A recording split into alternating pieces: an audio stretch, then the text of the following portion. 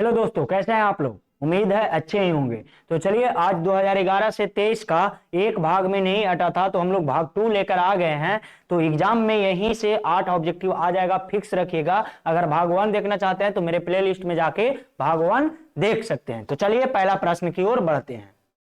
पहला प्रश्न है, संविधान में वर्तमान में कुल कितनी भाषा है।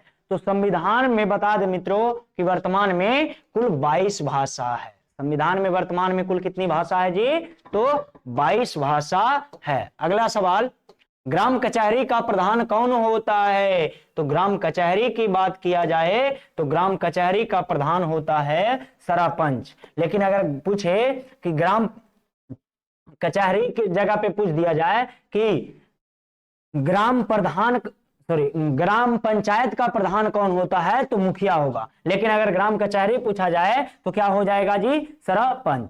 आगे बढ़ते हैं अगले सवाल की तरफ। अगला सवाल है, चिपको आंदोलन की शुरुआत किस जिला से हुई थी। सर्वप्रथम चिपको आंदोलन की शुरुआत हुई थी कहां से सर, तो यह उत्तराखंड से हुई थी। कहां से हुई थी जी, उत्तराखंड से हुई थी। उत्तराखंड से कौन से जगह से हुई थी, तो चमोली जिले से हुई थी। कौन से जिले से, चमोली जिले से। इनका नेतृत्व कौन कर रहे थे, तो सुंदरलाल बहुगुणा। सुंदरलाल बहुगुणा जी इनका नेतृत्व कर रहे थे। बताइएगा जरा, सुंदरलाल बहुगुणा इनका नेतृत्व कर रहे थे, और यह चमोली जिले से, यानी ऑप्शन नंबर ए हो जाएगा। किस पेड़ काटने से थे, तो अंगूर की पेड़ काटने से यह संबंधित है। आगे बढ़ जाए अगले सवाल की तरफ। बहुजन समाज पार्टी का गठन कब हुआ। बहुजन समाज पार्टी जिनका चुनाव चिन्ह मित्रों, बहुजन समाज पार्टी के संस्थापक कौन है, तो काशीराम। बहुजन समाज पार्टी के संस्थापक कौन है, काशीराम है। और इनके चुनाव चिन्ह की बात किया जाए तो हाथी छाप है। हाथी छाप इनका चुनाव चिन्ह है। इनकी स्थापना की बात किया जाए तो 1984 ईस्वी में काशीराम द्वारा स्थापना किया गया था, और वर्तमान में मायावती जी लीड कर रही है। समझ गए, तो यानी ऑप्शन नंबर 1984 कहां है जी, सी में। कोई भी प्रश्नों को तोड़ फोड़ के मचोड़ देंगे एकदम। बस आप लोग लाइक शेयर एंड सब्सक्राइब जरूर कर दीजिएगा। बिहार में सर्वप्रथम नगर निगम की स्थापना कब हुआ था। बिहार में सर्वप्रथम नगर निगम की स्थापना कब हुआ था, तो कहां हुआ था, तो सर्वप्रथम 1952 ईस्वी में पटना में हुआ था। बिहार में सर्वप्रथम नगर निगम की स्थापना कहां हुआ था, 1952 में हुआ था मित्र, और पटना में हुआ था। फ्री में घुमाइए पटना। बांग्लादेश स्वतंत्र कब हुआ। बांग्लादेश स्वतंत्र कब हुआ था, तो देखिए, जब बांग्लादेश की बात रहा जाए, बांग्लादेश की बात किया जाए तो बांग्लादेश का गठन हुआ था 1947 में। लेकिन इनका नाम उस समय क्या था, पूर्वी पाकिस्तान। इनका नाम क्या था जी, पूर्वी पाकिस्तान। और पूर्वी पाकिस्तान, पश्चिमी पाकिस्तान जो अभी भी पाकिस्तान है, जो सिर्फ पाकिस्तान बच गया, वह पाकिस्तान इस पे काफी ज्यादा जुल्म कर रहे थे। और उस समय इंदिरा गांधी की सरकार थी, और वह इस जुल्म को बर्दाश्त नहीं कर पाई, और 1971 ईस्वी में बांग्लादेश एक स्वतंत्र राष्ट्र बन गया। चलिए जी, सरदार सरोवर बांध किस नदी पे है। सरदार सरोवर बांध किस नदी पे है जी, तो बात किया जाए सरदार सरोवर बांध की, तो यह नर्मदा नदी पे है, कावेरी नदी पे है। बताइए फटाफट, दो ही, ये तो होगा नहीं, सतलज नहीं होगा। तो आप लोग इनका आंसर कमेंट बॉक्स में डाल दीजिए। एक बार जो बच्चे देख रहे हैं मेरे मित्र, आपसे रिक्वेस्ट है कि कमेंट बॉक्स में जरूर आंसर करें, ताकि हम आपका आंसर पढ़ के आपका रिप्लाई कर सके। भारतीय लोकतंत्र के कितने अंग है, यानी भारतीय लोकतंत्र के कितने अंग है जी, तो बात किया जाए लोकतंत्र की, यानी सरकार कितने प्रकार से गठन किया जा रहा है, तो भारतीय लोकतंत्र के 3 अंग है, कार्यपालिका, न्यायपालिका और विधायिका। समझ में आए। चलिए अगले सवाल की तरफ बढ़ते हैं। अगला सवाल है जी, भारत राज्य पूर्ण गठन आयोग की स्थापना कब किया गया था। भारत राज्य में पूर्ण गठन आयोग की स्थापना कब किया गया था, तो अगर बात किया जाए स्थापना की, 1953 या 1970 में। बताइएगा जरा, 1953। अगले सवाल की तरफ बढ़ते हैं जी। अगला सवाल है कि भारत में सर्वप्रथम नगर निगम की स्थापना कहां हुआ था, तो मद्रास में हुआ था। भारत में सर्वप्रथम नगर निगम की स्थापना कहां हुई थी, तो मद्रास चेन्नई में हुई थी। मद्रास चेन्नई में हुई थी। चलिए इसमें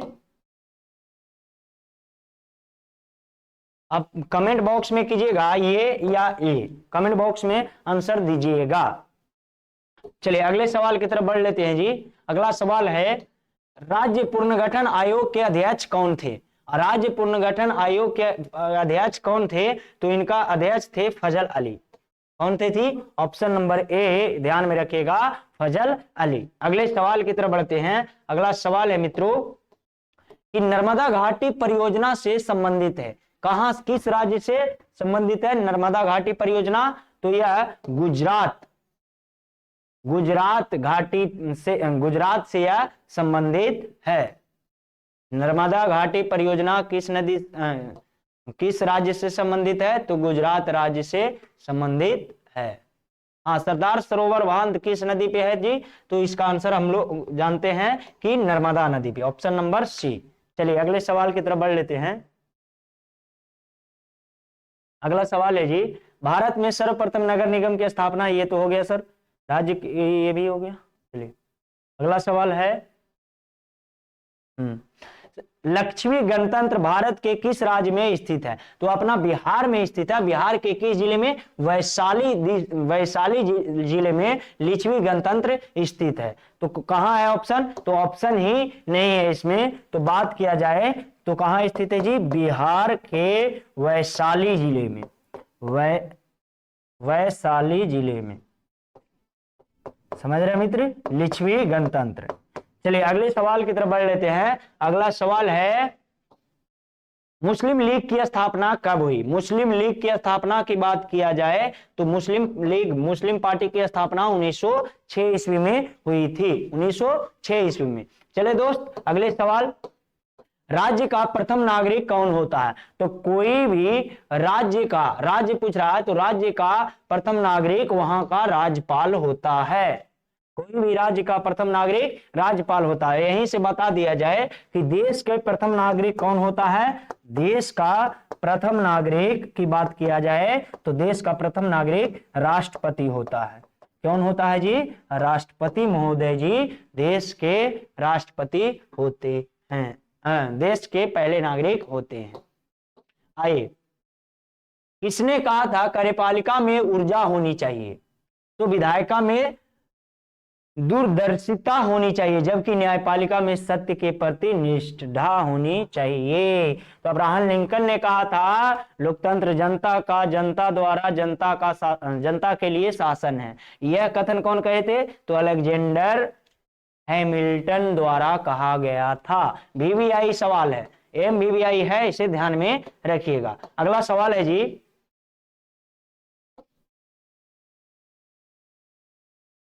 अगला सवाल है अंतर्राष्ट्रीय महिला दिवस कब मनाया जाता है? तो बहुत ही आसान सवाल है, बहुत सारे बच्चे इसमें कंफ्यूज जाते रहते हैं। 8 मार्च को अंतर्राष्ट्रीय महिला दिवस के रूप में मनाया जाता है। अगला सवाल, भारतीय संविधान में धर्मनिरपेक्षता शब्द को कब जोड़ा गया? भारतीय संविधान में यार रुक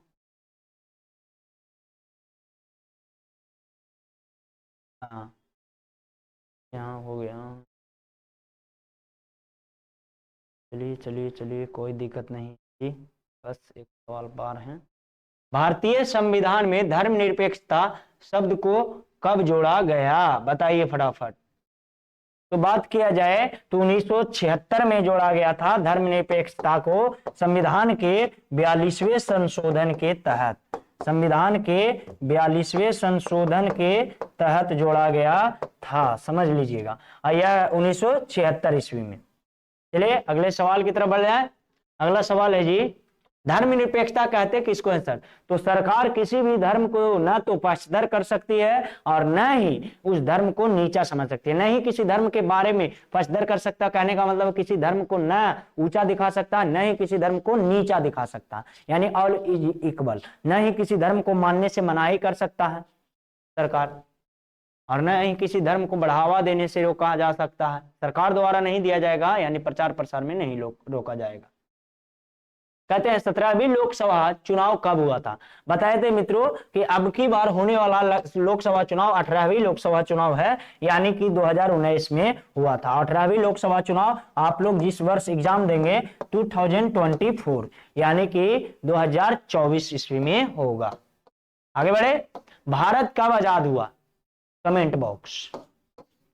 निम्न में से कौन सा नगर निगम के आय का स्रोत नहीं है, तो निम्न में से कौन सा नगर निगम के आय का स्रोत नहीं है मित्रों, तो आयकर नगर निगम के स्रोत नहीं है।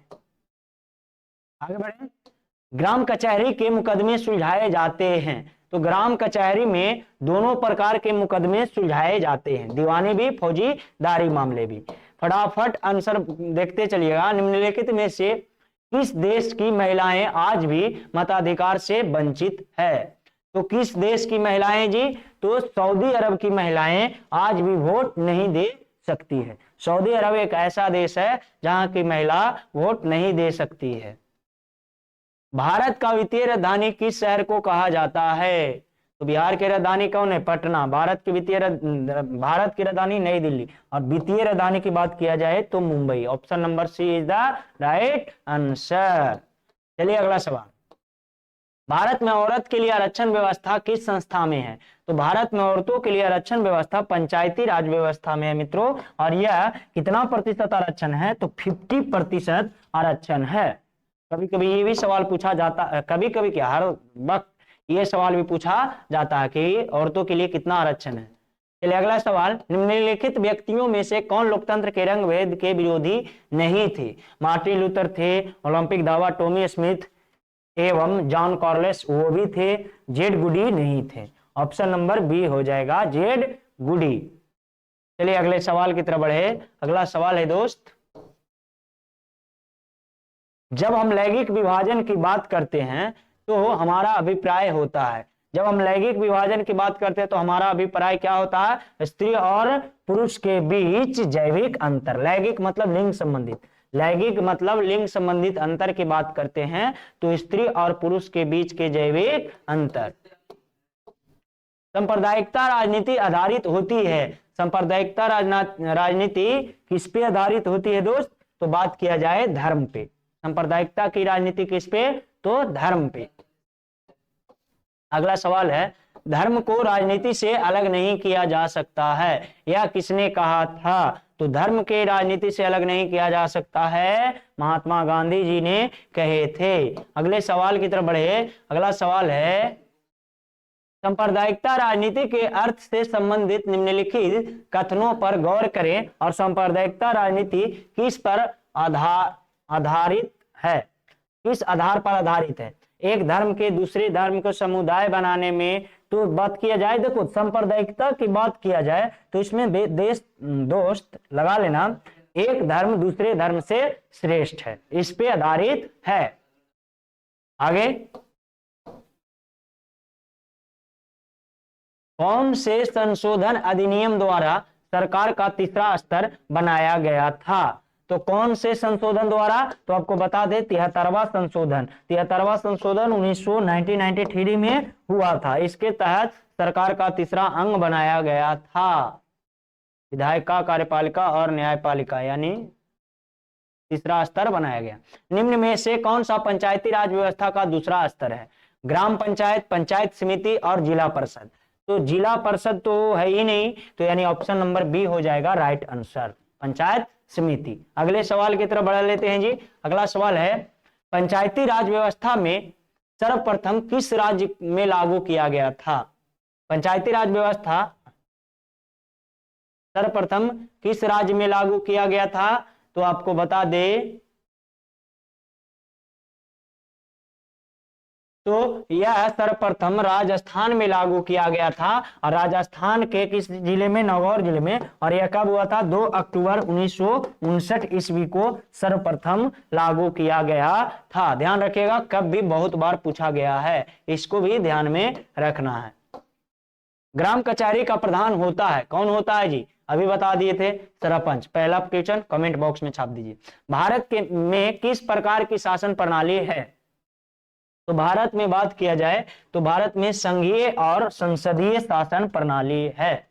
संघीय और संसदीय शासन प्रणाली भारत में अभी चल रही है। अगला सवाल, बिहार में पंचायती राज व्यवस्था का कार्यकाल है, यानी कि पंचायती राज व्यवस्था का कार्यकाल कितना दिनों का होता है? 5 वर्ष का। आपके गांव, आपके पंचायत का मुखिया कितने दिनों का? 5 वर्ष का। समझ रहे हैं? आगे बढ़े जाए अगले सवाल की ओर। अगला सवाल है, पटना नगर निगम के प्रधान को क्या कहा जाता है? तो कोई भी नगर निगम के प्रधान को महापौर कहा जाता है। पटना ही क्यों, महापौर। चलिए अगला सवाल है, स्थानीय शासन राज्य के नीति निर्देश सिद्धांतों को किस अनुच्छेद के तहत अनुच्छेद में है? अनुच्छेद 36 से 51, यानी अनुच्छेद 51 में है। अनुच्छेद कितना में है जी? 51 में है, आर्टिकल 51 में। चलिए, किस देश में बहुदलीय व्यवस्था नहीं है? इस देश में नहीं, किस देश में बहुदलीय व्यवस्था नहीं है? तो ब्रिटेन में बहुदलीय व्यवस्था अभी भी नहीं है। आगे बढ़ जाए, निम्न में से कौन सी स्थिति लोकतंत्र की सफलता के लिए सबसे आवश्यक है? तो इनमें से कौन सी स्थिति की बात किया जाए? तो मजबूत जनमत। मजबूत जनमत जो है लोकतंत्र के सफलता के लिए आवश्यक है। अगला सवाल, इनमें से कौन एक बात लोकतंत्र व्यवस्था के अनुरूप नहीं है? लोकतंत्र व्यवस्था के अनुरूप नहीं है। उत्तरदायी शासन व्यवस्था, बहुसंख्यों का शासन, स्वतंत्रता का, तो ये हो जाएगा बहुसंख्यों का शासन। यह लोकतंत्र के अनुरूप नहीं है, यानी जिसकी जनसंख्या अधिक है उसका शासन हो, ऐसा लोकतंत्र में नहीं होता है। लोकतांत्रिक व्यवस्था में निम्नांकित में किन मुद्दों पर सफलता पाई है? लोकतांत्रिक व्यवस्थाएं लोगों के बीच टकराव को समाप्त कर दिया है जी। थोड़ा इसमें भी बहुमत समूह और अन्य समूह एक साथ है। राजनीतिक समानता को समाप्त कर व्यवहार करता है। समाज की आखिरी पंक्ति में खड़े लोगों के बीच आर्थिक पैमानों नहीं, तो लोगों के बीच टकराव को समाप्त कर दिया है। ऑप्शन नंबर ए इसका राइट आंसर हो जाएगा जी। 15वीं लोकसभा 2009 से पूर्व लोकतंत्र में महिलाओं की भागीदारी कितनी थी? तो उनसे पहले महिलाओं की भागीदारी 10% थी। चलिए अगला सवाल, लोकतंत्र की सफलता निर्भर करती है, किस पे निर्भर करती है जी? तो लोकतंत्र की सफलता नागरिकों की विवेकपूर्ण सहभागिता पे निर्भर करती है। लोकतंत्र की सफलता विवेकपूर्ण सहभागिता पे निर्भर करती है। अगला और लास्ट सवाल, समता पार्टी का विलय किस राजनीतिक दल में हुआ? तो समता पार्टी का विलय जनता दल यूनाइटेड में 2003 में हो गया। और यहां आपको बता दें कि जनता दल यूनाइटेड का गठन की बात किया जाए तो जनता दल यूनाइटेड का गठन आपके बुक में 1999 दिया हुआ है। तो 1999 सर सही है? हाँ सही है, लेकिन जब क्या बोलते हैं शरद यादव की पार्टी समता पार्टी पूरी तरह से जनता दल यूनाइटेड में मिल गया, उस दिन से अब आप गूगल पे सर्च कीजिएगा कि जनता दल यूनाइटेड पार्टी का गठन कब हुआ, तो वो 2003 बताएगा, यानी 2003 बताएगा। तो आज के प्रश्न इतना ही है, यानी जो भी बच्चे मेरे शेर पार्ट 1 और 2 को देख लिए हैं मैं लिख के देता हूं। हाँ, पार्ट 1 में एक आध दो क्वेश्चन में करेक्शन हो गया है तो उसको आप कमेंट बॉक्स पार्ट 1 में तो उसे आप कमेंट बॉक्स में कीजिए, आपको डेफिनेटली रिप्लाई मिल जाएगा। दूसरा बात, जो भी बच्चे पार्ट 1 और 2 जो देख लिए हैं, जो भी बच्चे पार्ट 1 और 2 उसको हम लिख के देते हैं कि 8 ऑब्जेक्टिव आपका कंप्लीट हो गया। 8 ऑब्जेक्टिव आपका कंप्लीट हो गया और आपके एग्जाम में 8 नंबर लाने से कोई नहीं रोक सकता है। आप ला करके दोबारा क्वेश्चन और मिला लीजिएगा मेरा वीडियो से, 8 के 8 ऑब्जेक्टिव आपको यहां से मिल जाएगा सिविक्स का।